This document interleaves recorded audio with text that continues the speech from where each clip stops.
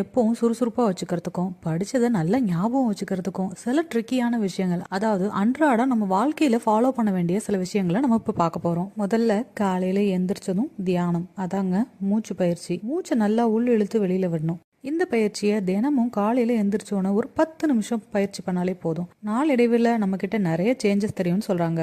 அடுத்து உடற்பயிற்சி. நம்ம நரம்புகள் எல்லாம் புத்துணர்ச்சி பெறுது அப்படின்னு சொல்றாங்க. இந்த 2 விஷயமும் ஒரு நாள் பூரா நம்ம ஆக்டிவா இருக்கிறதுக்கு ரொம்ப ஹெல்ப்ஃபுல்லா இருக்கும். அடுத்தது, ஒரே நேரத்துல பல வேலையை பண்ணிட்டு அதுல எந்த வேலையுமே உருப்படியா செய்யாம இருக்கிறது. அதனால ஃபோக்கஸ் பண்ணணும். ஒரு வேலையை நம்ம எடுத்துக்கிட்டு அந்த வேலையில மட்டும் கரெக்டா ஃபோக்கஸ் பண்ணணும். அடுத்து நம்ம சாப்பிடக்கூடிய சாப்பாட்டுல கவனம் செலுத்தணும். அதாவது ஜங்க் ஃபுட் எல்லாத்தையும் அவாய்ட் பண்ணிட்டு ஹெல்தியான ஃபுட்டை மட்டும்தான் சாப்பிடணும் அப்படிங்கிறாங்க. இதனால நம்ம மூளைக்கு நல்ல புத்துணர்ச்சி கிடைக்கும் அப்படின்னு சொல்றாங்க. நம்ம சோர்வா இல்லாம பார்த்துக்கோம் அப்படின்னு சொல்றாங்க. லாஸ்டா ரொம்ப முக்கியமான ஒரு விஷயம், இது எல்லாத்தையும் ஃபாலோ பண்ணாலும் சரி, நல்ல தூக்கம். அட்லீஸ்ட் 6லேருந்து 7 மணி நேரம் வரைக்கும்